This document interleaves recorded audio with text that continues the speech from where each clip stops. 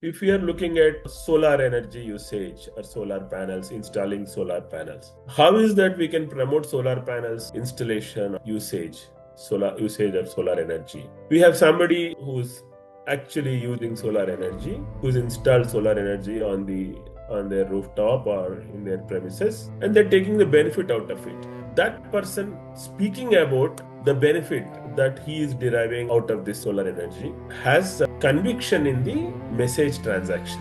So in environmental work, this conviction in message transaction makes more important impact than a message with emotion or message with logic. Doesn't actually help in action. They may give convincing answers to certain questions, but if you are looking at action as the end, not just knowledge, then we are looking at how action starts and action gets into action, or action promotes action. Change requires action, not just words, and that action needs to be concerted. And that concerted action will be definitely recognized, will be valued. So communities, when they come together, you see so many of the residential communities or gated communities, you will not find anybody spitting or anybody littering on the way. People are cautious. They are using the dustbins. You find while outside the gated community you may find a lot of garbage, but inside the gated community you will find the roads and every public place is being kept very clean and tidy.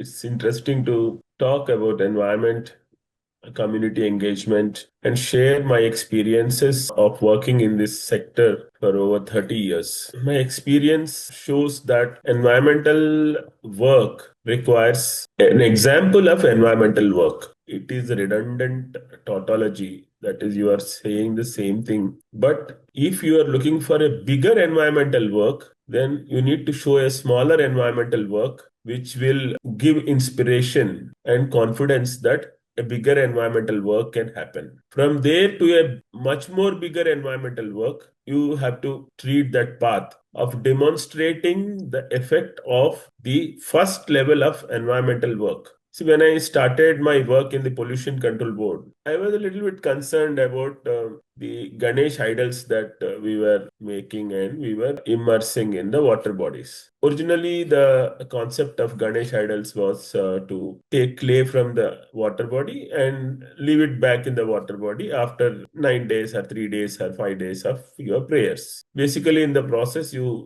cleaning up the lake, you are desilting the lake every year. So, but we started using all sorts of material for making Ganesh idols, and then we were immersing them in all sorts of places. The water bodies, which were earlier drinking water bodies, the water which was moving in those areas, moving water is like river water. So in those places we were immersing, or in the sea. And from there, now we have gone to the extent of immersing it in any place which has some water. What is the quality of water? We are not concerned. And what is that which comes into that water body? Also, we are not concerned. So I was disturbed, and I wanted to address this big challenge some 27 years back. So what I did was I went to a potter's place and bought a bag of clay, took it to a school and showed the school children how to make clay idols.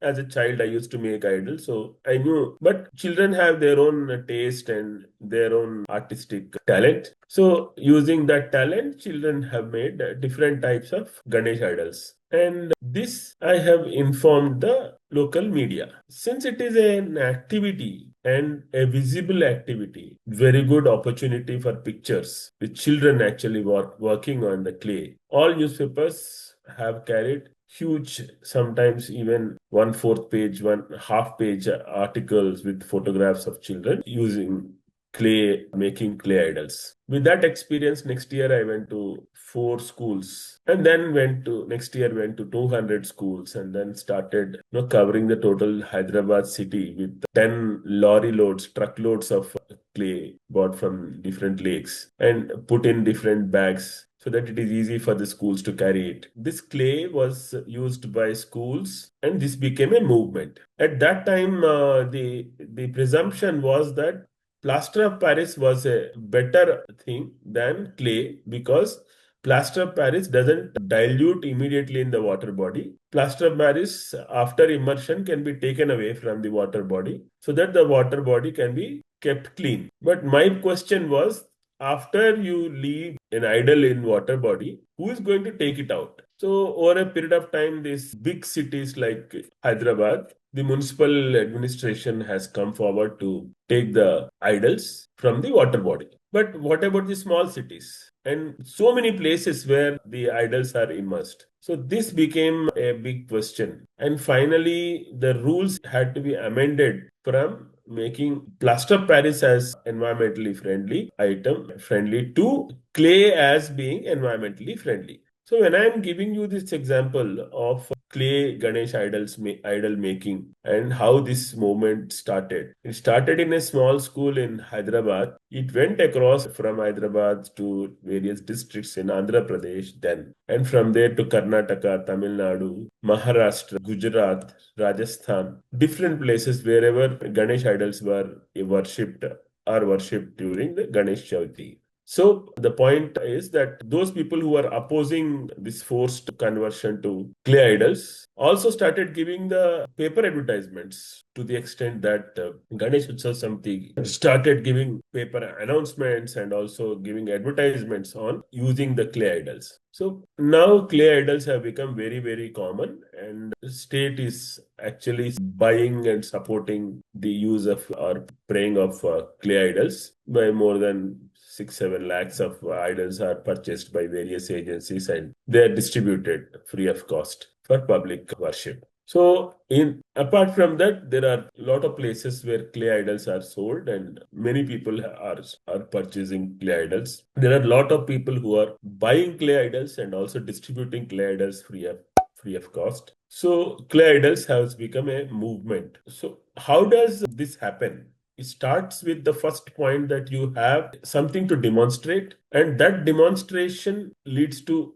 bigger action. That bigger action leads to another bigger action, and finally, the action envelops the total spectrum. If we are looking at solar energy usage or solar panels, installing solar panels, how is that we can promote solar panels installation usage?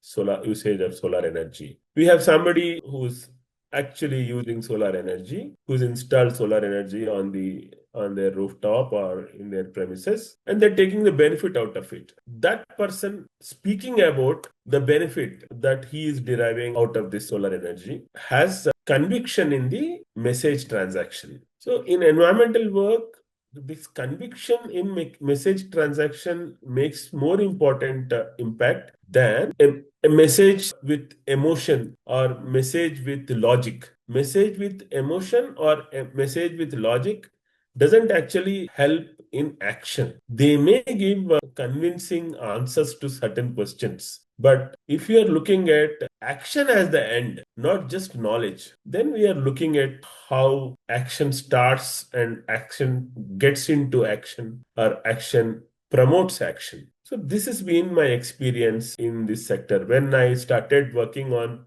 water harvesting 25 years back, we started with a couple of temples in Begumpet area where we have constructed water harvesting structures. And with that experience, Maredpalli and different places, people started constructing water harvesting structures. And then we showed this to colleges, principals, and called for a meeting of principals of various colleges, explained them, showed them what this water harvesting is. After seeing this, many of them have gone into water harvesting. Now, there is no need to convince anybody about water harvesting, the need for water harvesting. People are following water harvesting several places. There are people who are not following even now. There are people who are not following either clay idols or water harvesting even now. To handle them, we also require an alternate method of social pressure or legal action. See, whenever we are talking about environmental action, we are also talking about who is responsible, whether the producer is responsible or consumer is responsible. When somebody says that it is the responsibility of the consumer that he should not litter the plastic waste. I give you another example in year 2000 when we did a rally with children on boycotting plastic bags. This was a small rally on the occasion of Earth Day. And what happened after that was that the plastic industry got alerted and they immediately wrote so many letters to send fax letters to fax CM's office. It so happened that the number of letters has actually forced CM office to conduct a meeting on what is the action they need to take on an officer who has actually campaigned against plastic carry bags. After 2.5 hours of deliberation, they finally decided that plastic campaign against plastic carry bag is environmentally okay, but it is not politically okay. So the campaign should be done in a way that it is not loud, but it could be clear. So, so it was. That is how it is. And now, from that to present day context. Now everybody says that plastic should be banned, and then single-use plastic should be banned. Government itself says that single-use plastic should be banned. Is banned, and almost 1.5 year, 2 years since the orders were given banning of single-use plastic. But in practice, the single-use plastic is sarvantaryami. Everywhere you find single-use plastic. So in practice, this has not come in. Awareness has come in. So in environment sector, awareness could be 80 and practice or action could be around 8. That is the difference. That is the gap between the environmental action and environmental awareness. So if somebody is happy about creating environmental awareness, then he is happy about being 10% of his goal or reaching 10% of his goal. That is the challenge that we need to handle in the environment sector. See, there are states which are hard states, there are states which are soft states. Our state is considered as soft state. Our country governance is considered to be soft. We don't take harsh action, tough legal action or harsh legal action on people who don't comply with the regulation or law. That is how our regulatory system functions. In the soft state type of situation, it is very difficult to force people to take any action. What works is demonstration effect. If my colleague is doing it, I will also do it. I will give you another example. 35, 40 years back, you would find every corner people smoking and young people smoking or officers smoking or film actors smoking is considered very common and is supposed to be a fashion also. So from that to today's situation where people smoke but hidingly they smoke. They don't publicly smoke. They hide themselves when they are smoking. So that is the difference which has come up in public behavior, especially the smokers' behavior. So, what is that which has changed? And also, the acceptance of any smoker is not so much there in any place. So, if there is a smoker, then he is not a very accepted or very welcome type of person, he or she, whoever it is. So, what has come up is public abhorrence. People hate and people publicly show hatred towards smoking and they show it on their face. So, the way somebody turns off the face when somebody is seen smoking, it makes the smoker feel very bad that he is smoking or she is smoking. This is a situation which can have impact. If public abhorrence or public opposition or public insult would have lot of value. There were audios made saying that songs made saying that what type of life is it when what type of life is this when you are throwing waste in the public domain or spitting in public area? So that type of questions are asked, and the answer is that it's worthless life is the answer. So songs were made like that. So it is accepted that people can be shouted at or publicly abhorred for creating nuisance like spitting up the pan or smoking. Similarly, for bags and the plastic carry bags. If you've seen Kumbh Mela, there was a big campaign conducted on Ek Thaila Ek Thali. Ek Thaila Ek Thali, they have collected bags and they have collected thali, that is plates. So, and distributed more than 24 lakh plates, steel plates were purchased, collected from all over the country, and they were distributed in Prayagraj Kumbh Mela, and they were utilized in Prayagraj Kumbh Mela, reducing the load of plastic waste by more than 50 tons every day. That is the amount of waste they could stop the moment they shifted to from the plastic to ek thela ek thali system.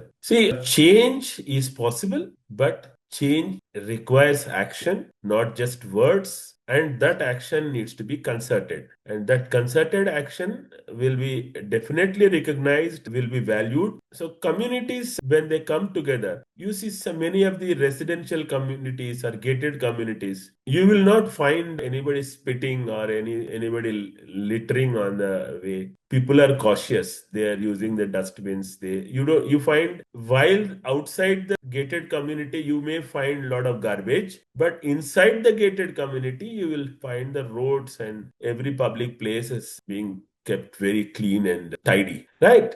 So for this, if you take this as the logic, you see many of the residential communities also are collecting the Ganesh idols, distributing the Ganesh idols, clay Ganesh idols. Many residential communities have gone in for water harvesting. They have hired the water harvesting agency or contractor and made water harvesting structures. In several places, every household in a residential community also has a water harvesting structure. So when a community works, the community in the community with the community pressure, even if one or two persons do not want to heed or oppose an activity, they still have to accept, bow down before the community pressure. So since they everybody wants to be part of community and accepted by the community, even with opposition, they finally comply with.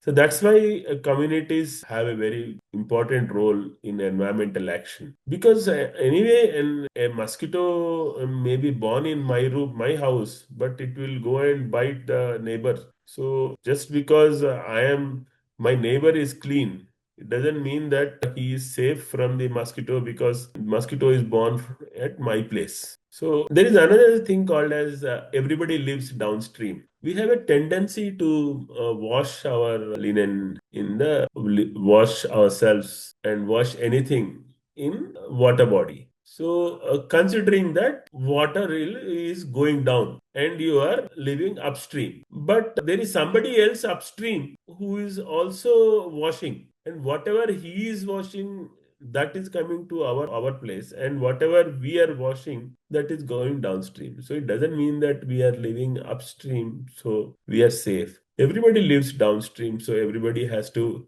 take action and respond to the need. In environmental work, there is another challenge in that best available technology is what is used or what is proposed or what is supported. If you look at the campaign that is being conducted on the bulbs and lights, long time back, incandescent bulbs were there, and we were campaigning that tube light is better than incandescent bulbs. So we campaigned for tube lights. After tube lights, we found that CFL bulbs are better than tube lights. So we started campaigning for CFL bulbs. After CFL bulbs, we find that the LED lights are better. So we campaign for LED lights. You cannot say that when incandescent lights were there, you were saying tube lights, and from tube lights you started saying. So every time you are changing the goalpost. In environment sector, every time the goalpost changes, and we have to accept the goalpost changing because the environmental situation is directly linked to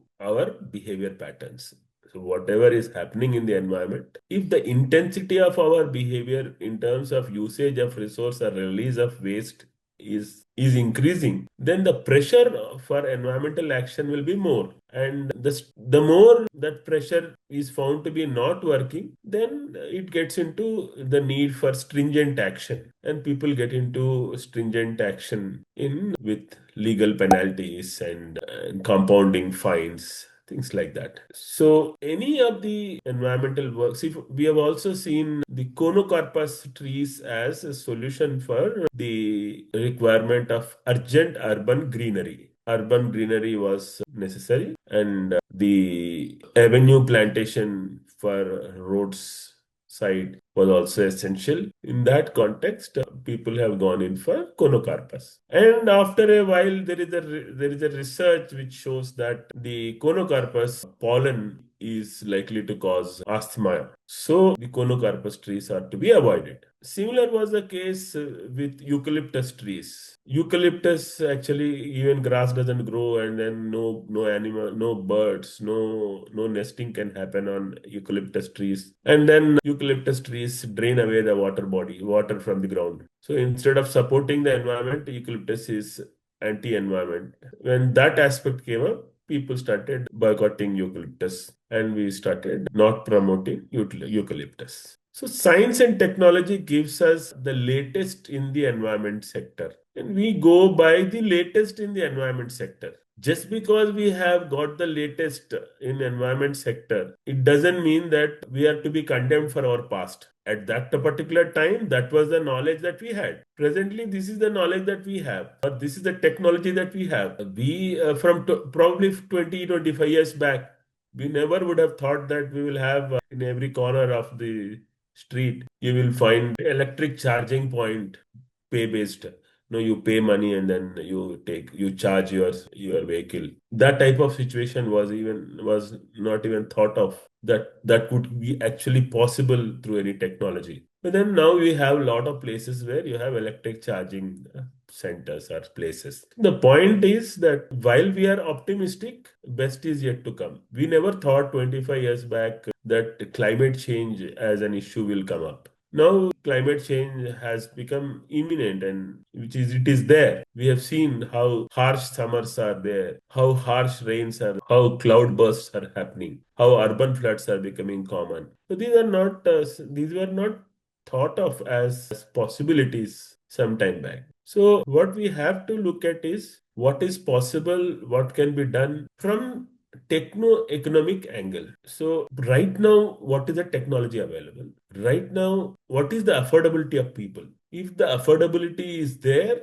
then that technology will be adopted and the technology will get universalized. Till the technology it gets affordable, till the people get the affordability of that particular technology, the universalization of that technology may not be there if the technology is benefiting. If the technology is in public interest, then we are expecting people to be working, keeping in mind the public interest. Public interest forcing people to behave in a particular way or adopt certain technologies or practices is not very a powerful tool. While for communicating emotionally, it is useful, it is impactful, but just because everybody would benefit, because it is good for the society, people will not do it. So there is an issue of what is in it for me. When we have an answer for what is in it for me, then we can expect people to respond.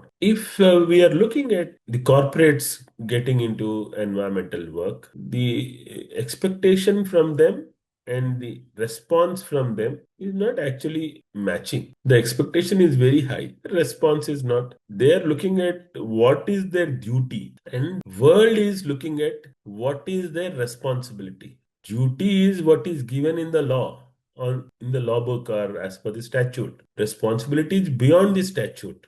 So while giving permissions to industry these days, these aspects of carbon credits, carbon neutrality are also coming in. That by which year they are going to be carbon neutral, by which year they are going to handle they cut their waste completely. If in case of the plastic manufacturing industry, how much of applying the principle of extended producer responsibility. That is, the responsibility of the producer is not just to the extent of producing a product, but to the extent of handling the waste which comes out of eventually consumer using the product and throwing the waste of the product, or when the product becomes waste or useless, that particular product which was manufactured earlier and put to use, the manufacturer has a duty to take it back. So this aspect has come in the extended producer responsibility. Another aspect which has come up recently is the circularity. That is, any product will have components, and some components will have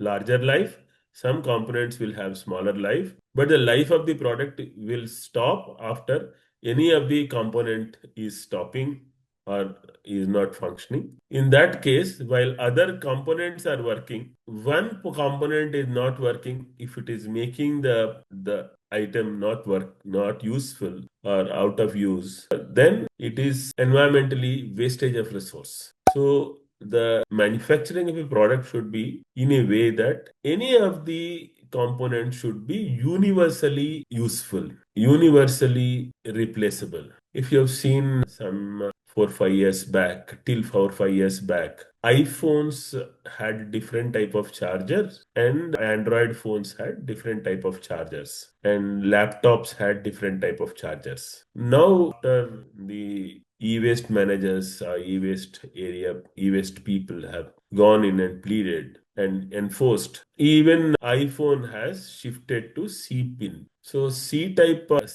pins are now universal, whether it is for a cell phone, which is Android, or iPhone, or iPad, tab, or computer, Android computer, anything, any electronic device, the pin should be C pin. That makes it universally, the charger universally useful. The life of the charger could be sometimes 30 40 years. Life of the computer could be only 4 5 6 7 8 9 10 years maximum. But just because computer is not working, then motherboard and keyboard, if both of them are changed, then we can use the computer again. The screen may be having again functionality for next 10 years or 15 years. So each of the components will have different lifetime. So keeping this in mind, the e-waste industry has come in. So for environment, people who are working in environment sector, we don't get people to work at the price that we can afford